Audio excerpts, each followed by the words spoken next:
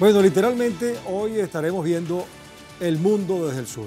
Pues ubicándonos en Brasil, vamos a tomar los elementos que se desprenden de la reunión de cancilleres del G20, quienes discutieron varios de los temas que se supone deben ser expuestos en la cumbre de mandatarios que se realizará en noviembre de este año. Ahí está Brasil, el gran gigante amazónico, el gran gigante suramericano que tiene una cara muy clara hacia el Atlántico, mirando hacia África, mirando hacia otros horizontes. Es Brasil el que está sirviendo ahora de anfitrión porque asume la presidencia pro tempore del G20. Pero seguramente muchos de ustedes se preguntan, ¿qué es el G20? ¿Y cómo se representa en un mapa sus miembros? Bueno, aquí lo vemos. El grupo de los 20 fue creado en 1999. ¿De acuerdo? Y está integrado por 20 países, ahí ven sus banderas y todo, industrializados, algunos emergentes de todos los continentes. Ahí está Alemania, Arabia Saudita, Argentina, Australia, Brasil, Canadá, China, Corea del Sur, Estados Unidos, Francia, India, Indonesia, Italia, Japón, México, Reino Unido, Rusia, Sudáfrica y Turquía, más la Unión Europea. Por cierto, España es un invitado permanente. Ese es el mapa y bien clarito que está en este planiferio que tenemos para ustedes. En conjunto, las entidades políticas representadas en el G20 reúnen 66% de la población mundial, es decir, 2/3. Representa el 85% del Producto Bruto Global, o sea, casi todo el Producto Interno del planeta. 75% del comercio internacional, es decir, 3/4 partes. El llamado Grupo de los 20, el G20, es un espacio de debate donde líderes destacados se reúnen para hacer frente a desafíos globales, porque es un foro internacional de gobernantes y presidentes de bancos centrales que tienen como meta discutir sobre políticas relacionadas con la promoción de la estabilidad financiera internacional, siendo el principal espacio de deliberación política y económica del mundo. Así que discuten medidas dirigidas a combatir las crisis económicas y sociales del mundo a través de políticas específicas que impacten cada región. Bueno, eso es lo formal, pero de eso vamos a hablar más adelante. Pero antes, debo recordarles que a través de estas redes sociales, a lo largo del día, hemos sondeado la opinión de nuestros usuarios sobre nuestro tema de hoy. Algunos de ustedes ya han participado respondiendo a la pregunta que les hicimos al respecto, que vamos a rescatar. Cancilleres del G20 en Brasil proponen reformas de Naciones Unidas y del Fondo Monetario Internacional para tratar de resolver la crisis de Palestina por la agresión de Israel, entre otros temas. Pero, ¿qué van a lograr? ¿Qué lograrán? Hicimos 4 opciones. La primera es reformar organismos. La segunda, detener el genocidio. Tercero, incrementar negocios. Y la cuarta, más de lo mismo, es lo que van a lograr. ¿Qué creen ustedes? Esperamos que ustedes participen. Ahí está el código QR que también sirve de ingreso a nuestra pregunta. Pueden participar, pueden hacerlo a través de nuestras cuentas en X, @TelesurTV, @El Mundo en el Sur, @Guillermo Telesur y @Gente Despierta, porque más adelante, ustedes saben, vamos a revisar las respuestas y asociaremos todas ellas para observar las tendencias que ustedes tienen. Pero por supuesto, para profundizar en este tema, siempre necesitamos algún amigo que nos ayude a ver las cosas desde otra perspectiva, y es por eso que hoy hemos invitado a Juan Gabriel Caro Rivera, que es magíster en Historia y miembro fundador del grupo Vanguardia Colombia. Nos acompaña, por supuesto, desde su país, específicamente de Antioquia. Juan Gabriel, ¿cómo estás? Bien, y ustedes, gracias por haberme invitado a este espacio tan importante para discutir temas tan relevantes para el mundo como este. Bueno, sí, es más importante gracias a que tú estás con nosotros hoy. Bueno, Juan Gabriel, fíjate, te adelantaba tras cámaras que, bueno, yo hice una presentación formal, ya creo que es el G20 y todo aquello, pero estoy seguro que tú tienes algo que decirme en relación a lo que realmente hace el G20. ¿Te parece? Bueno, sí, claro. El G20 es un organismo que obviamente nació en 1999 en Berlín, lo cual no es gratuito, ya que fue creado precisamente como un medio para negociar la creciente globalización que ya desde la caída de la Unión Soviética se estaba dando, y de ese modo ir integrando dentro de este organismo a las diferentes economías, tanto emergentes como industrializadas, que ya estaban surgiendo. El G20 como tal empezó a tener mucha relevancia fue a partir de la crisis financiera del 2008, que terminó causando pues un estallido de burbujas financieras masivas, sobre todo en las economías más industrializadas del mundo, y fue a partir de ahí que este comenzó a volverse relevante, precisamente porque el G20 a través de los países emergentes logró detener el estancamiento global que en ese entonces se produjo. Desde entonces ha ido convirtiéndose en el espacio más importante de negociaciones económicas, dejando de lado al G8, que ha ido perdiendo relevancia, e igualmente al G8+5, que era otro organismo de discusión de temas económicos y financieros de su época. Juan Gabriel, ¿te parece si vamos a revisar algunas cosas que se discutieron en estos 2 días allá en Río de Janeiro? Bueno, los representantes de cada estado manifestaron la necesidad, según nuestro equipo de producción nos puede ayudar, a crear nuevos acuerdos y plantear también una agenda fundamental, donde las divisiones sobre Gaza y Ucrania marcaron la reunión. Veamos, por ejemplo, los ministros de Exteriores reunidos en Río de Janeiro llegaron a consenso sobre el conflicto en Palestina. Esto comprende la existencia de 2 estados legítimos, el palestino y el de Israel. Sin embargo, Israel rechaza la oportunidad. Entre tanto, se planteó la urgencia de reformar los organismos multilaterales como Naciones Unidas, la Organización Mundial del Comercio y el Fondo Monetario Internacional. Me parece que son, digamos, metas muy ambiciosas, pero todo esto es supuestamente para adaptarse al mundo actual. Y por otra parte, se mantuvo el desacuerdo sobre la guerra en Ucrania, pues los portavoces no dieron un finiquito respecto al cese de este conflicto.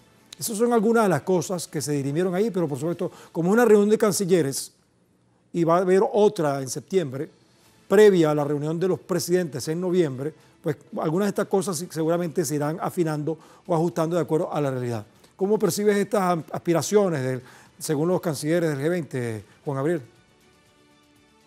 Bueno, es algo imposible. El G20 se ha convertido en un espacio de negociación informal acerca de los problemas de la gobernanza global debido a la importancia económica que muchos de sus miembros han ido ganando en los últimos años, especialmente con el estancamiento de la economía europea y japonesa, y igualmente el proceso de estanflación que se ha ido acrecentando en los Estados Unidos. Sin embargo, el G20 no es un organismo verdaderamente político, es antes que nada un organismo económico y se ha centrado sobre temas principalmente económicos. Además, como no es un organismo oficial internacional, como lo son, por ejemplo, la ONU o otros organismos como el FMI, o la Corte Internacional de la Haya, las decisiones y discursos que se pronuncian dentro del G20 no son vinculantes, es decir, ningún país que haga declaraciones ahí o que prometa algo dentro de este foro internacional tiene que cumplir la palabra que hace a ninguno de los miembros presentes dentro de este organismo. Más que nada, es más bien un espacio donde se lanzan propuestas y puede servir de catalizador para que muchos de los países que se reúnen en este lugar luego desarrollen políticas concretas en organismos internacionales avalados y reconocidos internacionalmente, como el Fondo Monetario Internacional y la ONU, lleven a cabo, por ejemplo, las propuestas que se plantean dentro de él. Pero en realidad mucho de lo que dicen los presidentes y políticos dentro de este lugar, dentro de la reunión del G20, no son realmente políticas ni tienen por qué ser cumplidas o se le tiene que dar prioridad al cumplimiento de nada de lo que ellos digan ahí. Juan Gabriel, entonces fíjate, tú haces un comentario y una aclaratoria que tú sientes que el G20 más bien es un grupo de temas económicos, no tanto políticos. Bueno, algunos dirán, bueno, pero hay decisiones políticas que impactan en lo económico y hay actores económicos que impactan en la política. Sea como sea, Brasil es el anfitrión de este evento y fíjate tú que esa nación asume la presidencia pro tempore del G20. Previo a la cumbre, el ministro de Asuntos Exteriores brasileño, el canciller Mauro Vieira, expresó la postura de su país ante las actuales crisis globales. Y fíjate tú si esto es político o es económico. Vamos a ver. Brasil está profundamente preocupado por la actual situación internacional en materia de paz y seguridad. Según algunas estimaciones, hemos alcanzado un número récord de conflictos en curso en el mundo. Sin embargo, las instituciones multilaterales no están bien equipadas para enfrentar los desafíos actuales, como lo demuestra la decisión del Consejo de Seguridad, una parálisis inaceptable en relación con los conflictos en curso. Este estado de inacción implica directamente la pérdida de vidas inocentes. Bueno, fíjate lo que dijo Mauro Vieira, y además yo agregaría esto, Juan Gabriel, que bueno, los conflictos generan reacciones específicas. Fíjate tú, hay conflictos de carácter político, pero que impactan en la economía. Fíjate lo que está pasando en Europa con respecto a la agresión que le hacen a Rusia, y Rusia se defiende en Ucrania, y lo que está pasando en Palestina con Israel. Eso está generando impactos económicos y son decisiones políticas. ¿Qué te parece?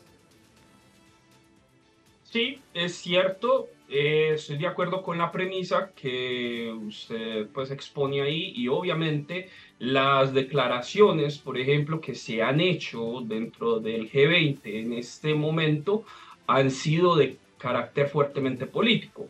Ahora bien, ante las palabras, por ejemplo, del ministro de Asuntos Exteriores de Brasil, Mauro Vieira, uno puede también recordar las palabras del ministro de Asuntos Exteriores de Rusia, Sergei Lavrov, que precisamente antes de reunirse en el G20 condenó fuertemente los intentos de los países occidentales, especialmente Alemania y Estados Unidos, en convertir al G20 en un organismo de solución de conflictos políticos, especialmente porque Estados Unidos también ha presionado para expulsar a Rusia de ese organismo después de haberlo expulsado del G8, por ejemplo. Entonces, la politización de este ambiente dentro del G20 este año, precisamente en esta primera reunión que tuvieron, ha sido bastante importante porque allí salieron una gran cantidad, digamos, de asuntos importantes que están marcando la economía global y que están, digamos, decidiendo elementos muy importantes. Sin embargo, hay que recordar que el G20 en su esencia no tenía ese aspecto. Está adquiriendo precisamente ese tinte político porque los organismos multilaterales, como dice el ministro Vieira, han empezado a fallar totalmente a nivel internacional, empezando por la ONU. Precisamente es el fracaso de otros organismos multilaterales el que le ha dado cada vez más peso al G20 como organización de resolución de conflictos internacionales. Pero al no ser un foro realmente vinculante, como sí lo es la ONU, gran parte de lo que se habla y se dice ahí no resulta, por ejemplo, vinculante, excepto para llevar a cabo, por ejemplo, o ser el catalizador de reformas que se puedan hacer en otros organismos. Bien. En ese sentido, el G20 ha ido perdiendo carácter. Bien, muchas gracias, Juan Gabriel Caro Rivera, historiador y miembro del fundador Grupo Vanguardia de Colombia, por habernos acompañado. Muy útil tu aporte a esta reflexión. ¿Sí? Hasta la próxima. Hasta la próxima. Gracias. Muchas gracias. Bueno, fíjense, así despedimos nuestra primera parte del programa, pero recuerden que aún tienen tiempo para participar en la encuesta que hemos publicado en nuestras redes sociales, que estamos viendo también el código QR, pues al final de nuestra emisión analizaremos los resultados y las tendencias que ustedes están generando en torno a este tema. Al volver, vamos a analizar cómo los miembros del G20 intentan alcanzar acuerdos bajo la confrontación de dos modelos económico-políticos con intereses aparentemente disímiles. Quédense con nosotros porque aquí estamos viendo y tratando de interpretar el mundo desde el sur.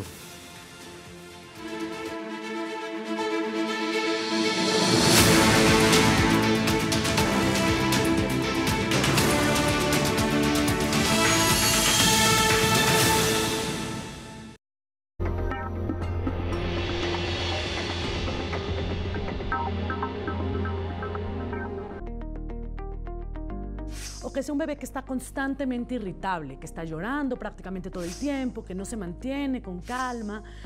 Y entonces es ahí donde el reflujo le tenemos que buscar una causa y requiere tratamiento. Pero más del 80% de los niños que vomitan simplemente requieren cambios de estilo de vida. Entrevista con Aísa García. Desde Guía tu Cuerpo. Sábado. Solo por Telesur.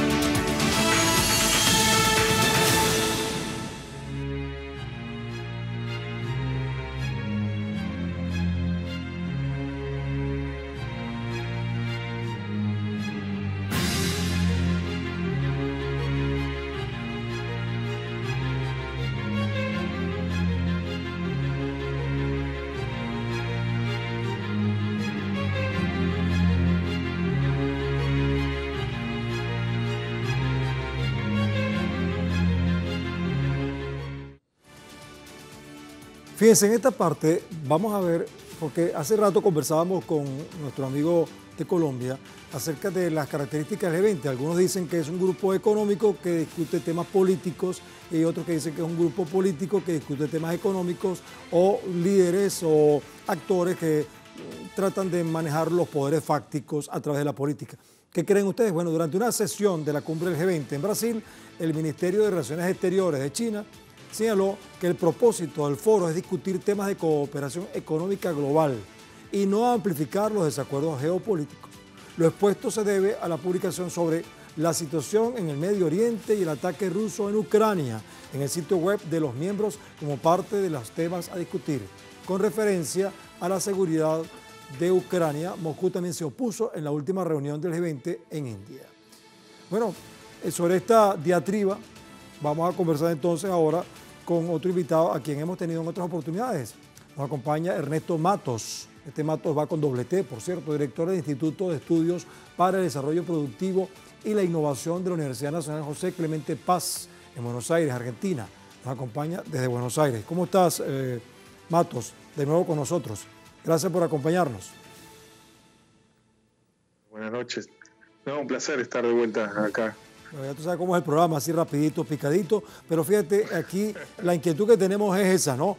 Bueno, ¿qué hacemos con este G20? Bueno, nosotros somos unos humildes periodistas y analistas y un pueblo que escucha y ve. Ellos están tomando decisiones en el alto nivel. ¿Qué significa que ellos estén tomando decisiones, estos 20, bueno, no son 20 exactamente, pero que representan al G20 en torno a los pueblos? ¿Qué esperan los pueblos de esta reunión? Y lo que esperan generalmente los pueblos de la América Latina y cada uno de los pueblos con sus representantes es que todo acuerdo mutuo de representación tiene que llevar implícitamente la idea de la verdad y la palabra. Entonces, si vemos al presidente Lula manteniendo sus convicciones, me imagino, con respecto a la cuestión palestina, manteniendo esta idea que fue la única propuesta que está vigente y que la realidad es que si en la ONU se pusieron de acuerdo en que tiene que haber dos estados, hasta mismo Estados Unidos está por esta línea también, por eso el representante de Estados Unidos, Blinken, decía muy bien que había una sintonía acorde entre Biden y Lula, pero que tapó un poco lo que pasó con Lavrov, digamos, ¿no? Pero en este punto del tema de la cuestión de la guerra en Gaza, obviamente muchos de los países dentro del G20 están pidiendo que se pare. Lo que pasa es que también hay hipocresía, y vamos a decirlo en estos términos, porque es una hipocresía de parte de Estados Unidos, decir que justamente quieren apoyar esa idea, pero cuando Brasil propuso en Naciones Unidas el alto, digamos, ¿no? que se dictamine, digamos, ¿no? Que los países de la ONU querían que se frene, digamos, ¿no? Este ataque que ya lleva más de 25.000 personas muertas, Estados Unidos lo vetó. Entonces, acá lo que no se entiende es justamente Estados Unidos, que no quiere que haya un cese, pero necesita una paz en Medio Oriente, porque ya el conflicto empieza a escalar en términos regionales, y obviamente una escala regional de este conflicto genera más inestabilidad, no tanto para China y Estados Unidos, que están un poco, si se quiere, diplomáticamente mejor adiestrados, sino también para Rusia. Sí, bueno, Entonces, Ernesto, creo que fíjate, sí. sobre ese tema, y bueno, ya acabas de introducir el tema de la ampliación del conflicto, porque lo que está pasando con Yemen en el Mar Rojo, que está impidiendo el paso a ciertos buques, está generando impacto en diferentes sectores de la economía del Oriente Medio y en el resto del mundo. Fíjate lo que estabas hablando de la hipocresía. Yo no sé si te parece hipocresía o ambigüedad, pero vamos a ver, el alto representante de la Unión para Asuntos Exteriores, Josep Borrell, estamos hablando de la Unión Europea, mantiene una narrativa, si se quiere, ambigua. Digo yo, no sé qué piensas tú. Él dijo, nunca habrá seguridad para Israel mientras que a Palestina no se le garantice sus derechos. Hay un denominador común, es que no habrá paz, no habrá seguridad sostenible para Israel, a menos de que los palestinos tengan una perspectiva política clara de construir su propio Estado. Además agregó, tenemos que movilizar nuestra capacidad política para presionar para que simplemente esta solución, de lo contrario, es solo una ilusión. ¿Cómo interpretas tú lo de Josep Borrell? ¿Está defendiendo a Israel, o está defendiendo a Palestina, o qué está defendiendo? No, está metido en los mismos problemas que metió el Imperio Británico cuando invade la zona, digamos, lo que hoy conocemos como Israel y Palestina, digamos, ¿no? A lo que era Palestina. La solución europea o de otros países no puede traer, digamos, mayor estabilidad a esta región. Yo creo que en ese punto habrá que tratar de respetar las decisiones de distintos pueblos, digamos, etnias, pero que tienen 3 religiones base que antes de la invasión británica convivían en paz. Y eso te lo pueden decir hasta los mismos judíos en Israel, que bueno, la llegada, para que hubiera un Estado de Israel o que existiera Israel, tendría que estar el Mesías. Entonces también hay adentro de Israel ciertas contradicciones. Lo que pasa es que acá el punto es, si Estados Unidos se mete en un conflicto, no recibe sanciones. Si Rusia se mete en un conflicto, Lavrov tiene que pedirle prestado un avión a Lula para llegar a Brasil. Sí, bueno, fíjate que tú acabas de decir algunas cosas interesantes allí, porque si vamos a la historia bíblica, supuestamente Cristo nació en Palestina, pero nació en una familia judía y después sacó a los mercaderes del templo que eran judíos también. Entonces, ¿cuáles son los intereses que están en juego? Cuando estaba dominado por el Imperio Romano, que tenía otros intereses. Bueno, fíjate lo que estamos hablando con respecto a Israel. Sudáfrica está atacando a Israel en la Corte Internacional de Justicia. Y en este foro internacional económico, la ministra de Relaciones Internacionales y Cooperación de Sudáfrica, Naledi Pandor, se pronunció al respecto. Dijo lo siguiente: el derecho internacional no pretende responsabilizar a los países poderosos y sus aliados, ni siquiera por tales crímenes genocidas. Esta práctica ha llevado a la impunidad institucionalizada para los países más poderosos y sus aliados durante décadas. Eso lo dijo en este foro también del G20. Ernesto. La inestabilidad política generalmente en estas zonas es, digamos, es la excusa para que los países, digamos, europeos, norteamericanos, podríamos decir, u otras potencias intervengan directamente. Esto fue también como en la guerra de los Balcanes, digo, la caída de Yugoslavia. La caída de Yugoslavia se explica por el ajuste que realiza el FMI cuando quiere cobrar su deuda. Entonces, después podrán decir que bueno, que se peleaban porque eran distintos. Ese es el discurso europeo, digamos, ¿no? En la realidad fue un programa económico sancionado por el FMI que llevó a lo mismo que está padeciendo la Argentina, que padece un país de África, cuando hace un acuerdo con el FMI te pide ajuste fiscal, suba de tarifa, suba de tasa de interés, y eso obviamente hace explotar cualquier economía. Entonces, estos países, digamos, de la superpotencia, hasta les es funcional la inestabilidad política, digamos, ¿no? Les da la excusa de intervenir, de asistir con sus organismos. Fíjate el conflicto en Irak. Claro. Ahora, Ernesto, ya vamos a terminar. Nos quedan pocos minutos. Sí, me queda la pregunta de las 60.000 lochas, como dicen. No sé, locha es una moneda que ya no existe en Venezuela, pero es la pregunta de las 60.000 monedas. Ernesto, ¿qué podemos esperar de esta reunión del G20? Bueno, no es la cumbre, porque la cumbre es en noviembre con los presidentes, pero ¿qué podemos esperar los pueblos, repito, de esto? ¿Qué va a pasar? ¿Qué utilidad tiene para nosotros, los humildes mortales, el G20? No, principalmente el apoyo a Brasil como representante, digamos, de los intereses de los países de Sudamérica y otros países de la periferia. Creo que Lula, por eso decía, mantiene sus convicciones, mantiene su convicción política, que es lo que lleva a ser hoy el presidente, que pone en agenda, digamos, cuestiones que por ahí, desde un mundo más occidental, si se quiere, o hegemónico en los medios de comunicación, tratan de instalar el palestino malo, el israelí bueno, el ruso malo, el ucraniano bueno. ¿Se entiende? Entonces, en esos términos, Lula, en esa representación, en ese G20, pone las cartas sobre la mesa y plantea, muchachos, no todo es tan así. Así que esperemos que esto en la cumbre siga siendo parte de poner sobre la mesa un poco más de realidad y menos de medio de comunicación. Qué bueno ese análisis que hiciste al final, porque bueno, también habla del tema político, del liderazgo de algunos personajes que quieren que las cosas cambien. Gracias, Ernesto Matos, por tu participación, muy útil como siempre. No, porque un saludo a todos. Bien, ahora vamos a ver los resultados de la encuesta, la participación de ustedes a través de nuestras redes sociales, en X sobre todo. Cancilleres del G20 en Brasil proponen reformas de las Naciones Unidas, del Fondo Monetario Internacional y también tratar de resolver la crisis de Palestina por la agresión de Israel, entre otros temas. Pero, ¿qué creen ustedes que van a lograr? Bueno, cerca de, ¿cuánto? 26% dice que van a reformar organismos o van a proponer reformar organismos. 48% es la mayor participación. Detener el genocidio. Oye, ¿creen ustedes eso? Casi la mitad. 3% dice que se van a incrementar los negocios allí. Y bueno, 22% dice más de lo mismo. Quizás todas también tengan algún sentido, ¿verdad? Bueno, vamos a ver de todas maneras cuáles son las ideas centrales que nuestro equipo de producción, los periodistas, han rescatado y lo ponemos bajo el foco.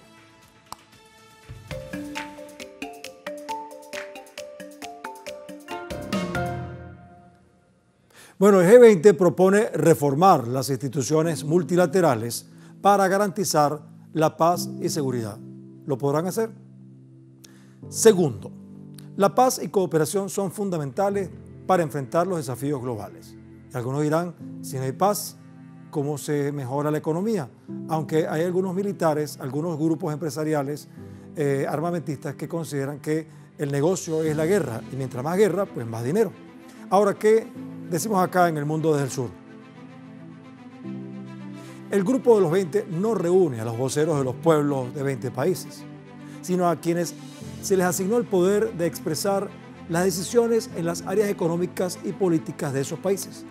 O quizás debamos decir, son los responsables de representar las decisiones políticas que impactan en las acciones económicas que fundamentan los intereses de poderes fácticos, que tratan de mantener sus posiciones hegemónicas.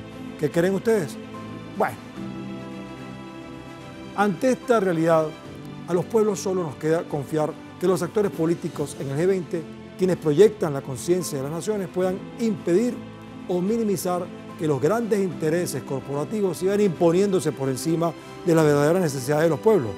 Y está claro que en el G20 nos encontramos con los intereses que defienden los poderes fácticos radicados en Alemania, Arabia Saudita, Argentina, Australia, Canadá, Corea del Sur, Estados Unidos, Francia, Italia, Japón, Reino Unido, más la Unión Europea, frente a las emergentes propuestas y acciones como naciones como Brasil, China, India, México, Sudáfrica, Rusia, Indonesia y Turquía. Es la expectativa que hoy tenemos justamente en el mundo desde el sur.